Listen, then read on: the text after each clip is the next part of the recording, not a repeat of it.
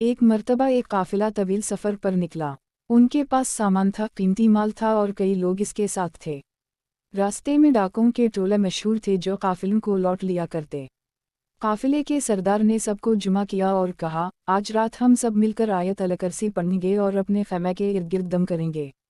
سب نے دل سے آیت الکرسی پڑھی اور اللہ پر بھروسہ کیا۔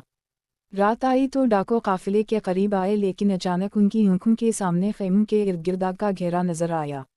وہ خوفزدہ ہو کر بھاگ گئے۔ صبح جب قافلے والوں نے آنکھ کھولی تو دیکھا کہ کوئی نقصان نہیں ہوا۔ سب نے اللہ کا شکر ادا کیا اور کہا، یہ اللہ کی طاقت ہے جو آیت الکرسی کے ذریعے ہماری حفاظت کرتی ہے۔ ایک اور حیرت انگیز واقعہ ہندوستان کے ایک عالم کا ہے۔ ان کے گھر کے قریب ایک جنات کا اثر تھا۔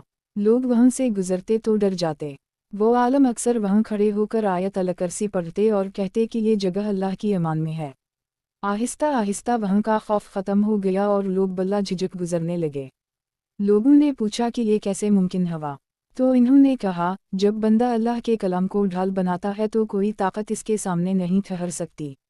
آیت الکرسی کی سب سے بڑی حقیقت یہ ہے کہ یہ انسان کو اللہ کی قدرت کا احساس دلاتی ہے۔ اس میں بیان ہے کہ اللہ ہی زندہ ہے، ہمیشہ قائم ہے، کسی کو نیند یا اونگ نہیں آتی، اسی کی بادشاہت ہے اور کوئی اس کے اذن کے بغیر شفاعت نہیں کر سکتا۔ جب ایک مومن یہ الفاظ دہراتا ہے تو اس کے دل میں یہ یقین بیٹھ جاتا ہے کہ دنیا کی کوئی طاقت اللہ کے حکم کے بغیر کچھ نہیں کر سکتی۔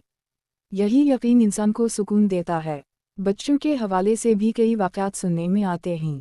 ایک ماں نے اپنی بیٹی کو سونے سے پہلے آیت الکرسی پڑھنے کی عادت ڈالی۔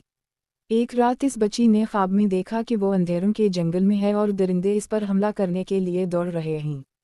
اس نے ڈرتے ڈرتے آیت الکرسی پڑھنی شروع کی۔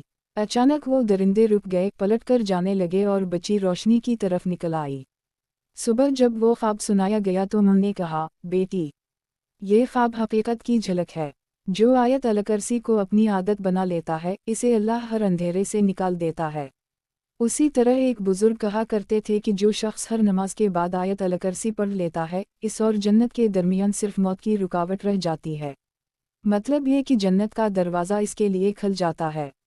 ان کی مجلس میں بیٹھنے والے لوگ ہمیشہ یاد رکھتے کہ یہ آیت صرف ایک کلام نہیں بلکہ جنت کی کنجی ہے۔ مکہ مکرمہ کے قریب ایک واقعہ مشہور ہے کہ کچھ حاجی قافلے میں جا رہے تھے۔ راستے میں ڈاکوں نے ان پر حملہ کر دیا۔ سب گھبرا گئے، کچھ نے بھاگنے کی کوشش کی، لیکن قافلے میں ایک بزرگ کھڑے ہو کر بلند آواز میں آیت الکرسی پڑھنے لگے۔ ڈاکو قریب آئے تو اچانک ان کے قدم زمین میں دھنسنے لگے۔ وہ جتنا زور لگاتے اتنا ہی زمین میں پھنس جاتے۔ بالآخر انہوں نے قافلے سے معافی مانگی